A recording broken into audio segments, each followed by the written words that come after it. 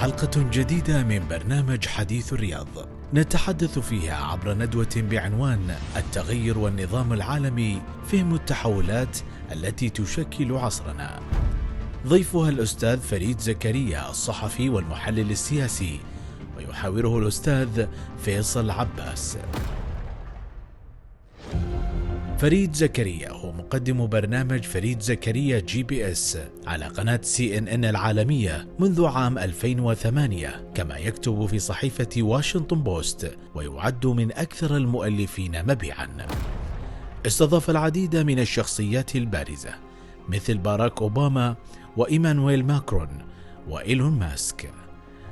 زكريا فاز بجائزة إيمي، وبرنامج GPS حصل على جائزة بيبودي. نشر 5 كتب، أحدثها Age of Revolutions الذي احتل المرتبة الثانية في قائمة نيويورك تايمز. حصل زكريا على العديد من الجوائز، منها وسام بادما بوشان من حكومة الهند، ووسام الاستحقاق من الرئيس الأوكراني. زكريا الحاصل على درجة البكالوريوس من جامعة ييل، والدكتوراه في العلوم السياسية من جامعة هارفارد، وعلى العديد من الدرجات الفخرية. تم اختياره ضمن أفضل 10 مفكرين عالميين في السنوات ال10 الماضية. I've been interested in international relations as long as I can remember. I grew up in India. My mother was a journalist. My father was a politician. So we talked about politics and things like that around the dinner table. But I was particularly interested in the world, the centers of power, Washington, D.C., London and Paris and Moscow. But ever since then, I've been interested and stayed interested. It's a huge pleasure to be here. You know, ever since I started talking to people in New York, so many people had heard of the book fair, and they were telling me this is, you know, the biggest event in the Middle East. And you are adding so much value to this. Thank you. You're very kind. No, I'd heard about the Riyadh Book Fair, but wasn't expecting quite what I've seen. It's much bigger. It's much more diverse. It has a scale and an energy and a feel. I've been super impressed by it, and I think it's a fascinating example of a changing region and a changing Saudi Arabia. I'd very much like to come back. It's a really exciting place. I am amazed at how, you know, quick that transformation was. Overall, I mean, if you look at people, genuinely happier. Yeah, the pilot on my airplane said, "I'm a Saudi. I welcome you to my country. Wow. I hope you enjoy yourself here. It's very important to us that you, as Saudis, that you have a good time here, you know." You know, when Vision 2030 was announced, many people were skeptical. What's been interesting to me is to see the breadth of change. There's a change in mentality. There's a cultural renaissance where people are willing to embrace and connect with outside culture. So to me, what's striking is how broad it is. This is a country changing at many, many different levels at the same time, which is very impressive and very hopeful. I think the biggest challenge I faced early on was trying to make a name for myself and establish myself as an authority on American foreign policy and on international relations. I came to America as an immigrant, and I didn't want to be known as an expert on India just because I came from India. I wanted to be thought of as a global expert. And so I always was careful to make sure that I was thinking in the broadest terms, thinking like a Kissinger, and not getting pigeonholed or filed under the Indian file. And that was always very important to me. And it took a lot of thinking and strategy and work to make sure that I was seen that way. One of the challenges of my job and my role is to try to be fair, try to be accurate, try to be balanced in a sense, but to still have a point of view. I don't think of myself as somebody who's fundamentally a partisan. I try to approach things from an issue basis. Here are the issues, here's where the world is going, something that I call informed analysis rather than just opinion. I try to say, what would be the wisest policy for the United States in the Middle East right now? What should you do? Some elements of it Biden might be doing, some elements he may not, and I would criticize him for those. So I've always tried to take that analysis rather than opinion approach. I think the key to good diplomacy is trying to put yourself in the other person's shoes and understand that that person has to win too. There's a tendency in America particularly to say, we have to teach these people a lesson, we have to win. Well, successful diplomacy has to recognize the other guy has to also be able to go back home and say, I got a good deal, or at least an okay deal. And if you can find a way of understanding that, I think you're going to be much more effective as a diplomat. بدون شك فريد زكريا واحد من أشهر التلفزيونيين أو الكتاب السياسيين أو المحللين الذين يتابعون الواقع السياسي الذي يعيشه العالم. هو اليوم ضيف عندنا، فبالتالي نحن ننتظر منه أن يتناول ما نعيشه من تطور، من تحول، من قدرة سياسية، من قدرة اقتصادية، من وجود على مستوى الأرقام التي نحققها على مستوى مكانتنا في العالم. نريد أن نسمع وجهة نظر الآخرين حول ما تعيشه هذه البلاد السعيدة عزها الله.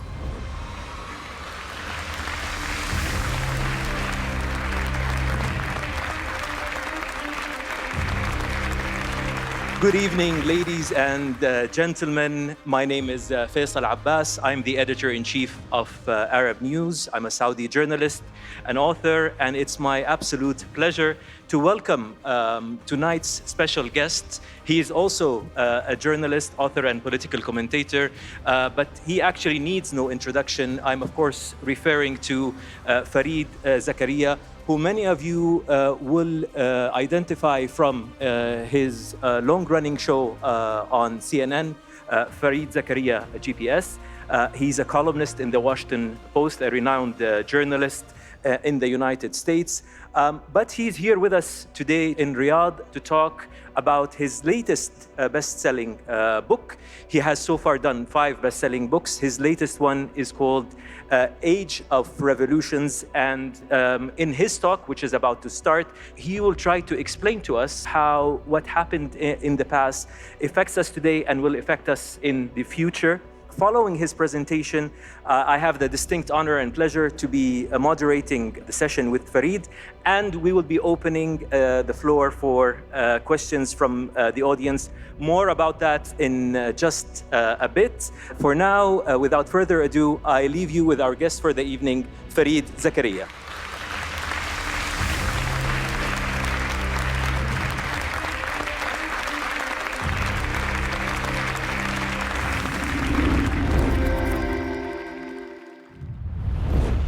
The real engines of history have often been technology, economics, globalization. One of the things that my book tries to do is to talk about multiple revolutions that are taking place and to try to ask, has this happened in history before? And what do we see when we see this in history?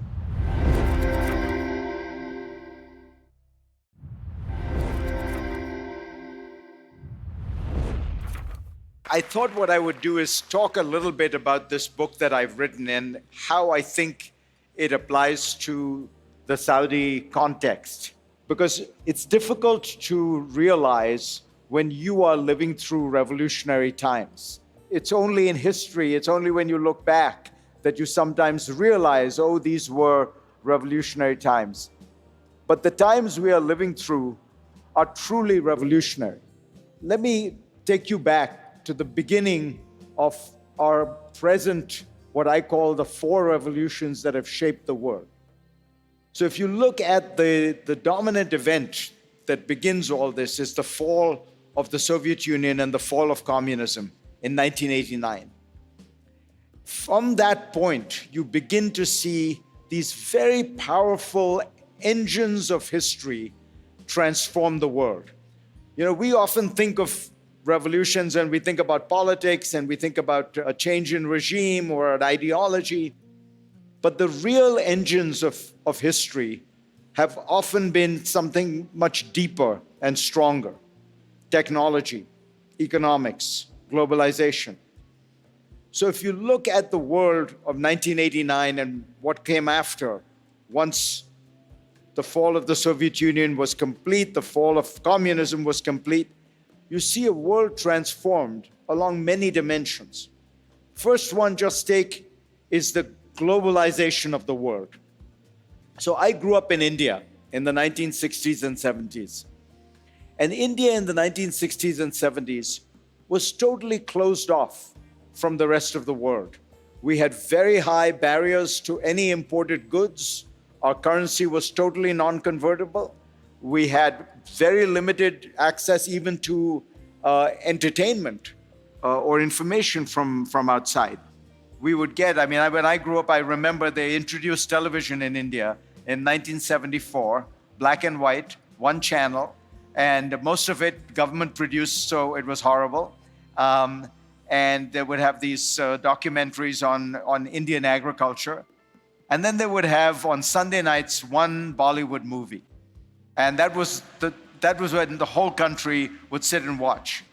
And before that, they would show one piece of imported entertainment, which was, this is in the late 1970s, we would be shown black and white reruns of I Love Lucy, the American sitcom from the 1950s.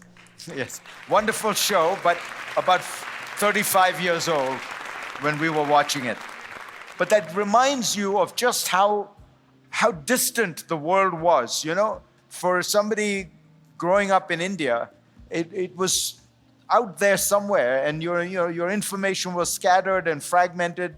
And then what you start to see happen, not just in India but around the world, is the world starts coming together. And the data shows this very clearly. The number of countries that are participating in the global economy, in the open world economy, starts to grow and grow. And then after the fall of communism, it explodes.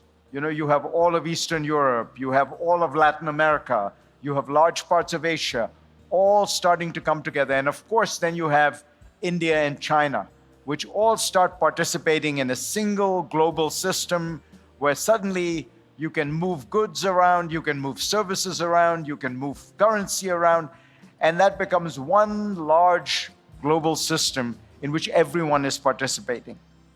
That is the kind of globalization shock that takes place much, much larger than anything that had happened before.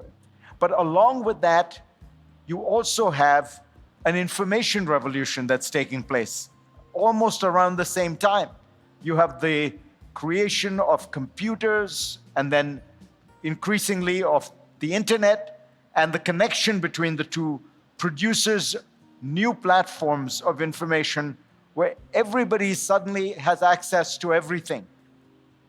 And again, this communications information revolution is much more dramatic than we remember, because we now take all this for granted, but we forget how precious it was. So I was an undergraduate in the United States. I went there on a scholarship, and every Saturday I would call home. I would call my mother, and I remember that you would get on your phone at 3 minutes. There would be a loud beep because the phone company was telling you, this call is very expensive. You may want to put down the phone at this point. Flash forward to today. A few years ago, my youngest child was talking to a friend of hers whom she had met at summer camp. The girl lived in Singapore. And they're FaceTiming with one another. And this is Sunday morning, and they have been talking for 2 hours on FaceTime. And I am getting more and more nervous and anxious because I can't get it out of my head that this call is free. I keep thinking to myself, they need to stop now. They need to, this is enough now. And they have no understanding of that, because to them, communication is free. Information is free. And that revolution in technology has produced a revolution in consciousness, in the way in which we perceive information. And that information revolution took place or exploded around the same time, in the 1990s. You had all these companies that wired the world.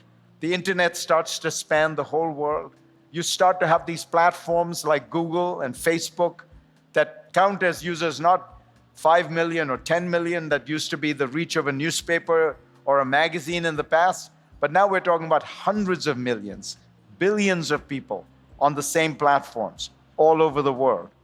And that information revolution, in some senses, also enhances, furthers, strengthens the globalization revolution. Because now we're all trading together, interacting in some way or the other together. And now increasingly, once it becomes a video phenomenon, we are seeing what each other are doing, whether it's on Facebook, whether it's on Twitter, whether it's on TikTok. And that information revolution is taking place at the same time. But all of this is now producing another set of revolutions, which are political. You are beginning to see change politically take place around the world. So if you look at Latin America as a good example, in 1985, every country in Latin America was run by a military dictatorship, closed systems. By 1995, just 10 years later, only Cuba. You could say the same about many parts of the world. Africa held 45 elections during the 1990s. And of course, Eastern Europe and Southern Europe is totally transformed. This is a place that was communist in 1985. By 1995, it is completely transformed. And so you have a globalization revolution, an information revolution, a democratization revolution.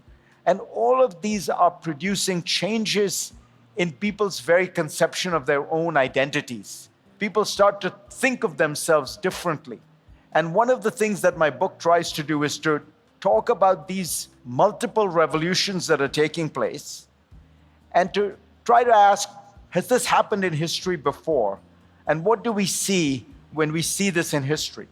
And I go back to the 1600s, and I see that the first country to really begin the creation of the modern world, which is the tiny Dutch Republic, sees the same pattern. And then you see it throughout Europe, because the Dutch are the first country in the world to break out of hundreds and hundreds and hundreds of years of poverty.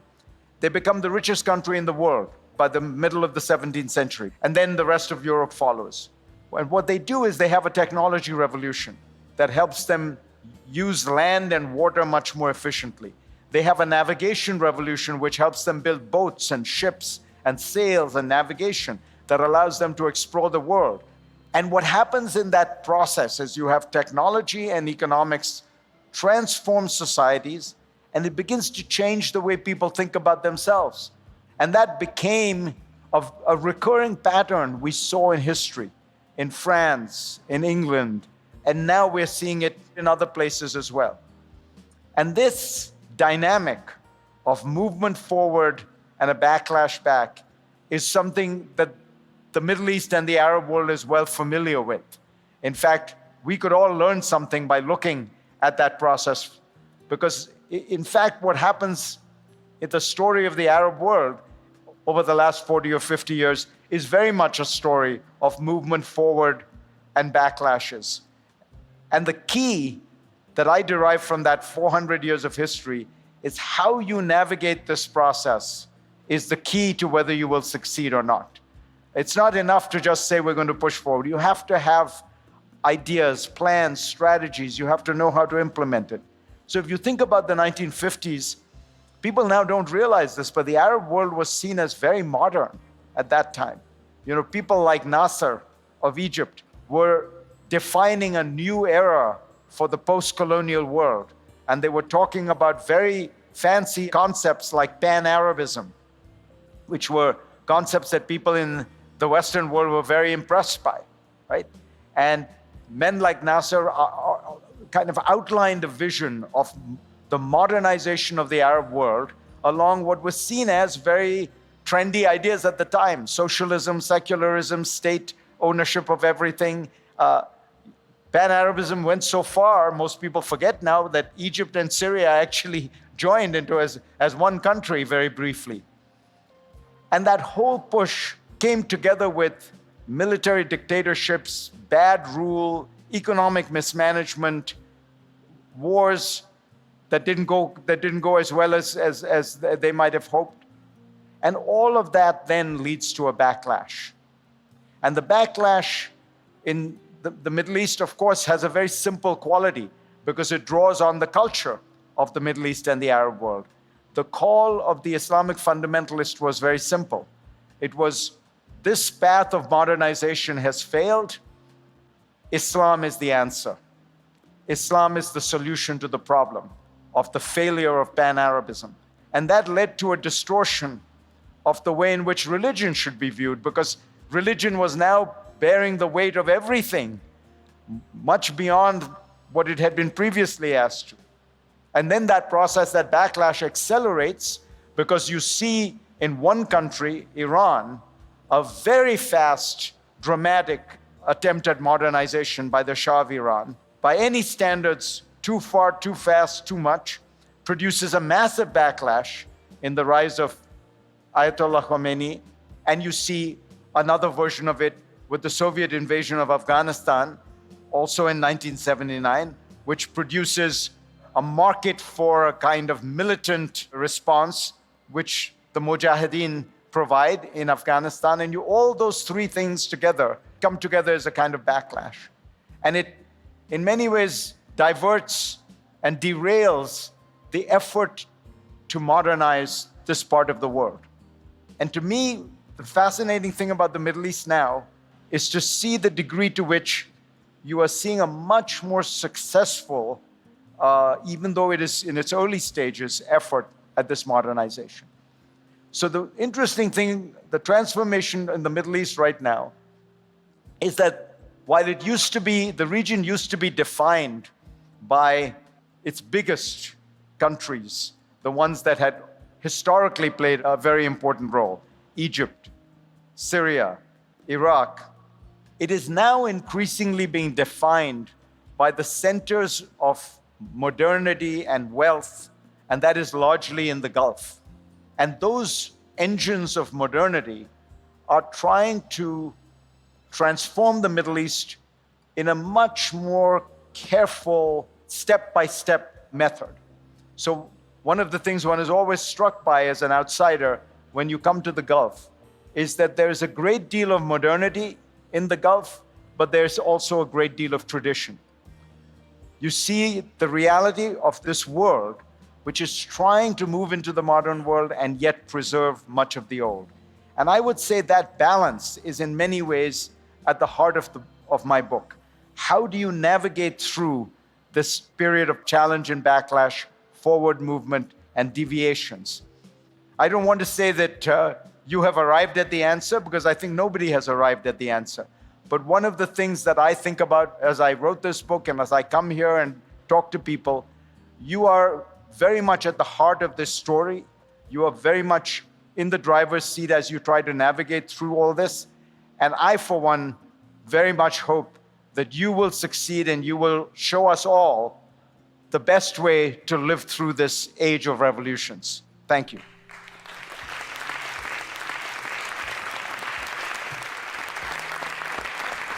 So thank you, Fareed, for that amazing speech. Just made my job a lot more difficult because you've answered most of the questions that I've had prepared. But actually, I originally wanted to start with the Middle East, but since you left it there, allow me to rewind the clock 400 years and start with the Dutch Revolution. It was fascinating to read in the book that actually the first modern republic and techno superpower was established by the Dutch. My immediate reaction, Fareed, was, what? The Dutch? How come? And why aren't they still where they were 400 years ago? Please. So one thing to keep in mind about the Dutch is, if you look at on a per capita basis, they're still in the top 10. They're still, if you look at the UN, standard of living or Human Development Index, they're still up there. And they still have been able to maintain an extraordinary level of innovation and drive. Give you one example, Faisal. The US is the largest exporter of agricultural products in the world, okay? That shouldn't surprise you. The second largest exporter of agricultural products in the world is the Dutch, the Netherlands. 17 million people, they are the number 2. I looked at that and thought, how can they have enough land to grow stuff to be able to export? But apparently they're able to do it. Now, the reason they were not able to stay as far ahead is after a while, other people start copying them and pick up on the secrets of their success. And it turns out that when Britain does it, Britain is bigger than they are. And through globalization, Britain is able to conquer a much larger empire than they are. And then the Germans get in on the act, and the Germans are bigger than the British, and the Americans get in on the act, and the Americans are even bigger.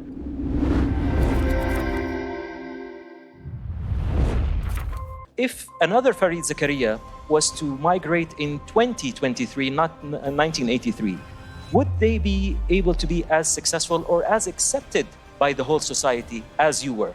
At one level, it would still be possible. Look at all the Indian CEOs. But what is different is being an immigrant in America was not a political thing when I was there. Do you consider what's happening in Saudi Arabia today a revolution? I think that thinking about it as a balance is exactly the right way to do it.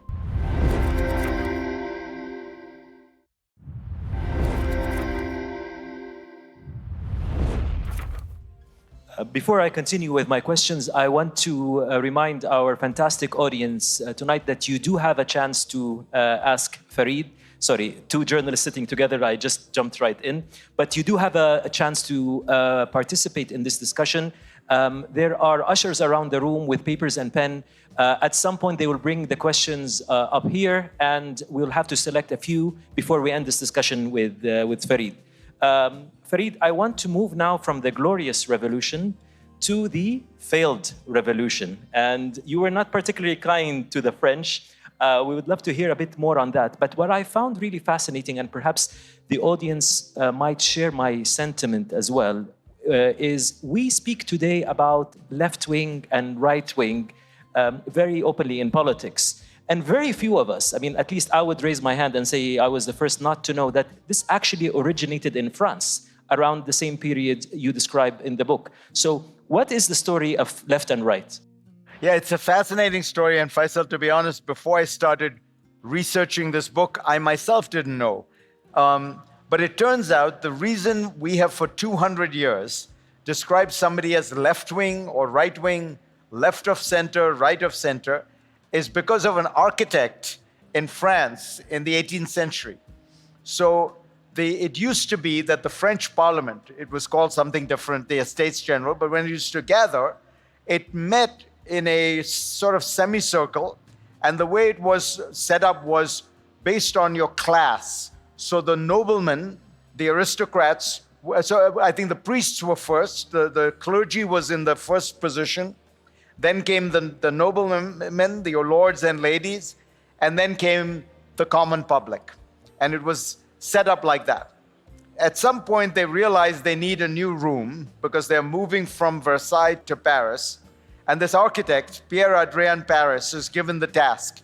He's a minor architect. They don't like him to build stuff, but he's good at renovation. And so he's renovating it. And the room he's given is a rectangle. And in order to fit people, the only way he can do it is to have the presiding officers here and have a row of seats on the left and a row of seats on the right. And this is now the period of the French Revolution. It's meant to be open seating. But what happens is the people who agree with one another start to cluster in groups. The people who wanted to preserve the monarchy tended to sit on the right-hand side of the chair, and the people who wanted to abolish the monarchy tended to sit on the left-hand side of the chair. And that basic divide, believe it or not, is still very much with us even today. Oh, it's very much today, and this takes me to my next question. On that note about left and right, what we are seeing is that center is being crushed, And the left is becoming extreme left, and the right is becoming extreme right with no middle ground. But it is fascinating what that unites the extreme right and the extreme left is almost a revolution on democracies. Is this trend going to continue? So is it going to be even further to the right or left? Or do you predict, given the history, that somewhere, sometime, the middle ground is going to rise again? You know, it's a very good question. I think what it relates to is that we have lost our sort of bearings as to what we are arguing about in politics now. It used to be, for many decades, the big debate in politics was left versus right about the economy. People on the left wanted more government, more redistribution, more regulation. The people on the right wanted less government, less regulation, less taxation. And that was something you had an argument about. And by the way, you could always find a middle ground. Because let's say the left-wing politician wants to spend $100 billion. The right-wing politician says, no, that's too much. You'll bankrupt us. I don't want to spend anything. Well, there's a number between those two numbers. You can meet in the middle and say, we'll spend 50. And that was the tradition of politics, particularly democratic politics in the West, but even outside of it. What has happened is Tony Blair told this to me, and I think he had the idea right, which is we've moved to a different set of issues. It's not left versus right on economics, where the difference is now open versus closed. Do you want a world that is open to trade, to immigration, to diversity, to multiculturalism? Or do you want a world that's closed, where you put restrictions on all these things? And the problem there is it's harder to compromise. You can see how you compromise on that $100 billion of spending. How do you compromise on something that, for one side is seen as the core to their being, that a woman should be allowed the same rights as a man? How do you split the difference? Do you say it's okay to be a little multicultural, but not a lot? It's much harder. These are much more squishy topics. And therefore it's much easier for people to feel like it's an all or nothing. I'm losing my culture or I'm keeping it. And that, I think, makes the politics more difficult. And so my sense is, Faisal, we're going through a rough patch with this cultural politics because it's very hard to find ways to compromise. Oh, absolutely. And it is fascinating that these two topics, as you rightly pointed out, women's rights and immigration, have dominated the debate for centuries, for decades. But let me ask you this question, Fareed. People here will know what I'm talking about. I'm a child of the 80s. We all grew up with the perception of the American dream. You are a manifestation of this dream, Mr. Zakaria. You moved almost around the time I was born to study at Yale from India, and you are what you are today, one of the most influential voices in American media today. If another Fareed Zakaria was to migrate in 2023, not 1983, would they be able to be as successful or as accepted by the whole society as you were? You raise two very important issues that I think are worth dealing with separately. The first is this level of toxicity, the degree to which the debate is so charged and polarized in America. And I think this has to do with a phenomenon that, again, is a global phenomenon. Because that world I described for the last 30 years of globalization and information revolutions and all these things, well, it turns out that world produced a new elite. And it's a very meritocratic elite. These are people who've done well in school and they get scholarships and they go to universities but here's what they have in common. They all live in urban areas, probably in 5 or 6 of the big cities in America, 1 or 2 of the big cities in any European country. So they're all urban. They all tend to be overeducated. I say it's myself as an overeducated person. They all tend to be fairly cosmopolitan in their worldview. And you put all this together and you realize this is almost a new class. And there's a lot of people in every country who are not like that. They are more rural, they are less educated, they are more traditional, they are less cosmopolitan. And if you think about the rise of populist politics around the world, what you are seeing at some level is the revolt of those people who feel like they look at the cities and they look at everything and they say, where am I in all of this? Why am I not represented in some way? And that's true, by the way, whether you're looking at Donald Trump, who has somehow managed to capture those people. But if you look at Modi in India, much of his vote comes from that ruler. Erdogan in Turkey, much of the vote comes from that idea that he is standing against the Istanbul elite of urban, overeducated liberals, So that's a very powerful dynamic here at play. Now, your second question is that meritocracy? Is that it's still around in the United States?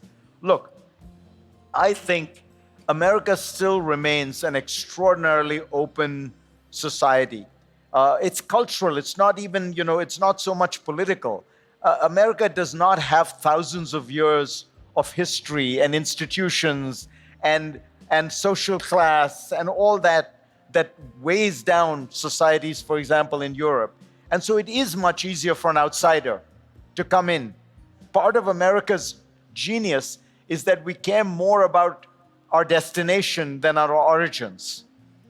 So I do think that were somebody like me to arrive in America today, at one level, it would still be possible. Look at all the Indian CEOs who have been able to move up, who are younger than me.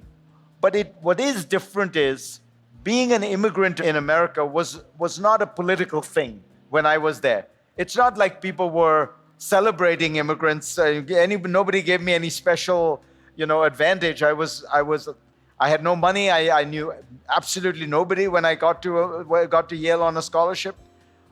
But nobody thought of me in political terms. They thought of me in human terms, in personal terms, my achievements, my capacities, my work.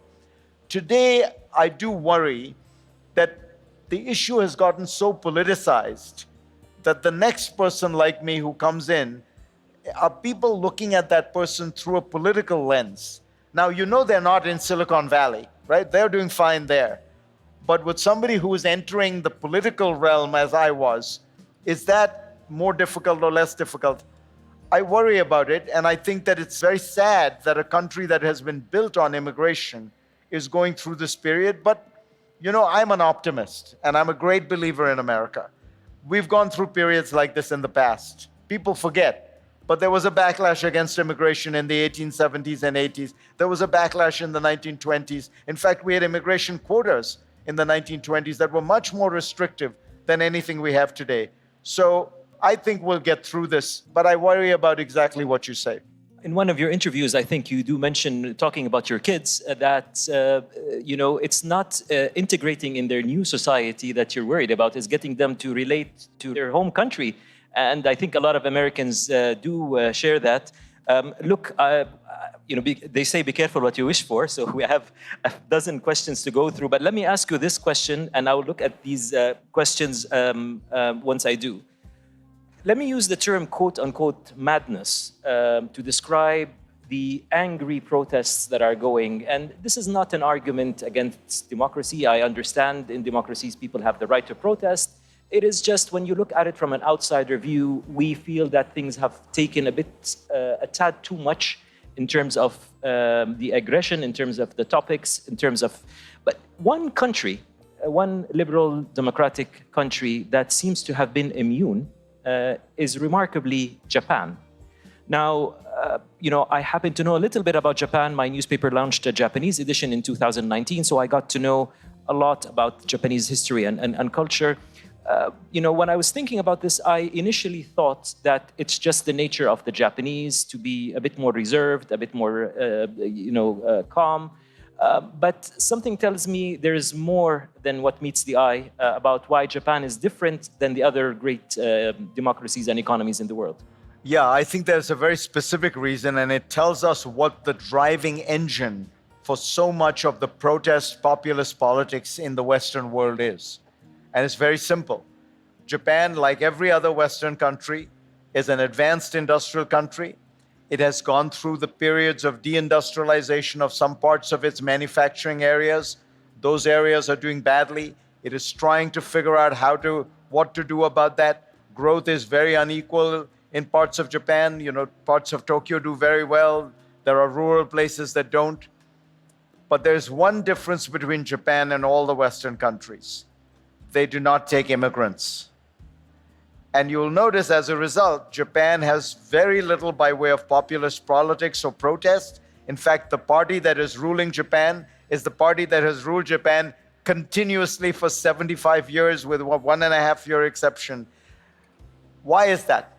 Because, the forces that I was describing that are producing the backlash, globalization, these are all very abstract ideas. What does it mean when we talk about global capital flows? Even the global trade of goods, global supply chains, information revolution. This is all abstract. It's very hard for people to see it, to feel it. But some person comes into your town in France, a town that you and your family have lived in for hundreds of years, and that person looks different. He's dark-skinned. He speaks a different language. He doesn't speak French well. He worships different gods. Okay, he's not a Christian. He's probably a Muslim. And you look at that person and you say, my world is changing. Now, your world may actually be changing more because of the internet and globalization and the supply chains of goods that have moved the factory that your father worked in to Korea or to Vietnam. But you can't see that. You can see this guy. And so the reaction, I think, is much more visceral.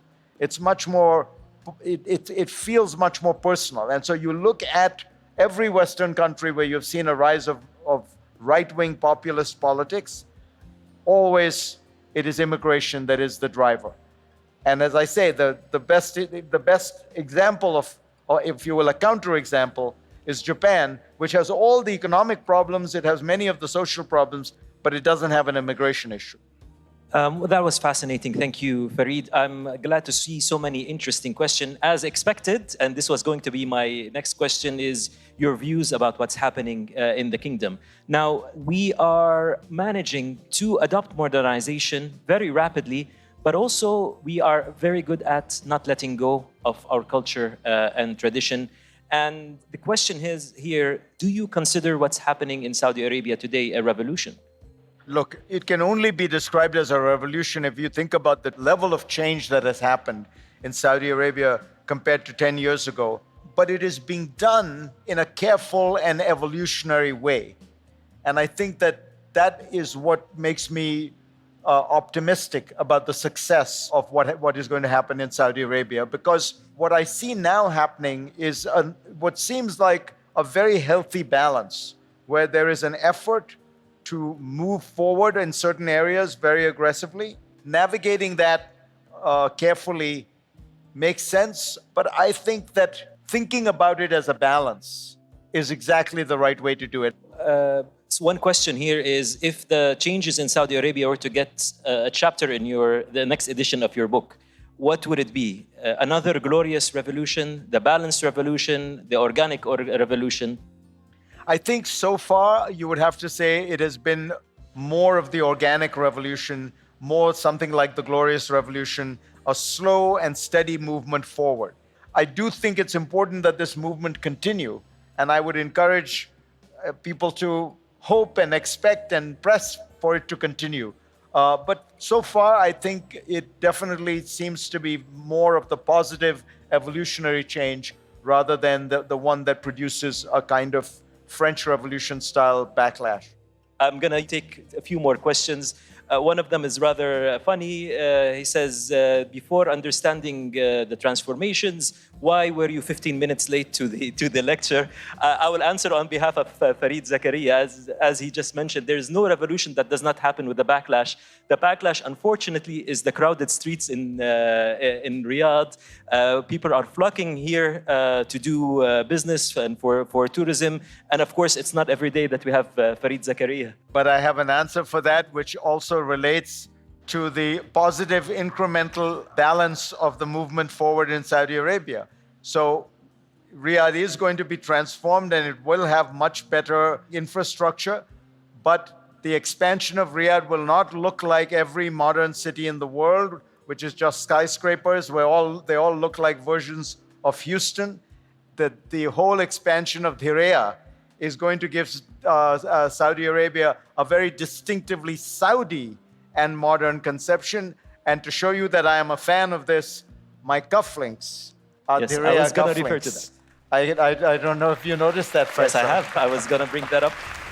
Fareed, thank you very much. And to your credit, Fareed, again, and not just because you're here, but as somebody who watches Western media quite a lot, Fareed is one of the most balanced and well-informed. And Fareed, may I quote you on a few things? A few weeks into the Israeli attack in Gaza, you said it's now time for Israel to do some self-reflection, whether its response was appropriate. You did say on the record that you have a lot of sympathy for the Palestinians, but you think that the Palestinian leadership have done some mistakes or many mistakes in the past. So thank you for being as balanced as you are. I have one more personal question, if I may ask. Would you sign my copy of the book, please? With pleasure, Faisal, and thank you all so much. Thank you for being such a fantastic audience, ladies and gentlemen. Fareed Zakaria. Saudi Arabia has changed a lot, and everybody knows that. But one thing that hasn't changed, actually, which I'm very grateful for, is Saudi hospitality. The thing I do remember about Saudi Arabia, even coming in the old days, even coming 20 years ago, is Saudis are very warm, open, friendly people, and they take visitors in with enormous joy. I've seen that again today at the Riyadh Book Fair, and that part is not a surprise to me. It's not new, but it's very welcome, and it's one of the reasons I really have enjoyed this trip and look forward to coming back. مغاتير وش الافضل الوضح ولا الشعل؟ وين؟ عند حنس. عاد اول يقبس عليك حنس زكريا. والله اللي يقول عمير كل يحب حلالها اللي عنده. وانا لو يعطوني في الشعله مغترين ما اخذتها. يا سلام. والله كفو يا ابو فارس. كم سنه سيطرت على النخبه؟ والله تقريبا حدود 10 سنوات. 10 سنين. صحيح. انت من غير الشر ما عندك جيم زاين بس. والله خلهم فرصه يا ابو فهد تجعل ابوك في الجنه. 10 سنين هذه مجد الحالها وانت اهل المجد واهل علمتك. ابو فارس حكوم الحالها كم بعتها؟ هذه انباعت انت تعرف البيعات حنا ما نكشفها. تجاوز 10 مليون. انت شاريها ولا منتجها؟ لا انا شاريها. شاريها من؟ من سلطان بن سعود. كم شريتها؟ ابو فارس شوف اليوم الندوه هذه بحيث يستفيد الجميع ان كم شرى وكم باع. اول مشترى لك بالملايين مليوني صفقه تذكرها؟ اول مشترى اللي هي اشتريتها طال عمرك بكره من عند الغيث سعود حول 500 200 300. شوف شراي لها كم سنه ولا يحضرني الحين كم نسيته.